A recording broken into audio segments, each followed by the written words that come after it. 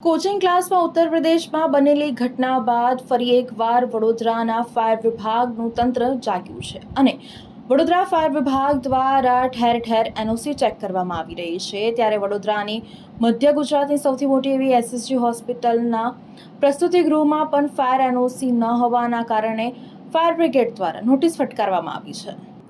વડોદરા શહેરની સૌથી મોટી એસએસજી હોસ્પિટલ રૂકમણી ચેનાની પ્રસ્તુતિ ગૃહને ફાયર બ્રિગેડ દ્વારા ગઈકાલે સાંજે નોટિસ ફટકારવામાં આવી છે। ઉલ્લેખનીય છે કે રૂકમણી પ્રસ્તુતિ ગૃહમાં પાણીના પંપના પાણી ન હોવાના કારણે ફાયર બ્રિગેડ દ્વારા નોટિસ ફટકારવામાં આવી હતી। હાલ જો કોઈ દુર્ઘટના ઘટે તો તેના માટે જવાબદાર કોણ તેવા અનેક સવાલો ઊભા થઈ રહ્યા છે।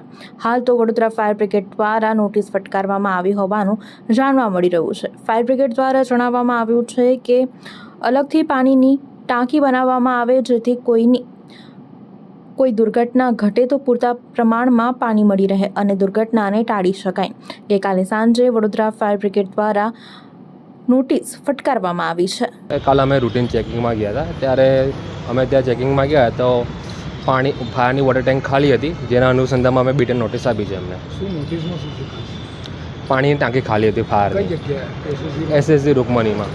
પછી શું તકલીફ પડી શકે જો પાણીની ટાંકી ખાલી ના હોય તો ફાયરની જે સિસ્ટમમાં હોય એમાં પાણી ના આવે, એટલે દુર્ઘટના ઘટે તો કંઈ થાય નહીં?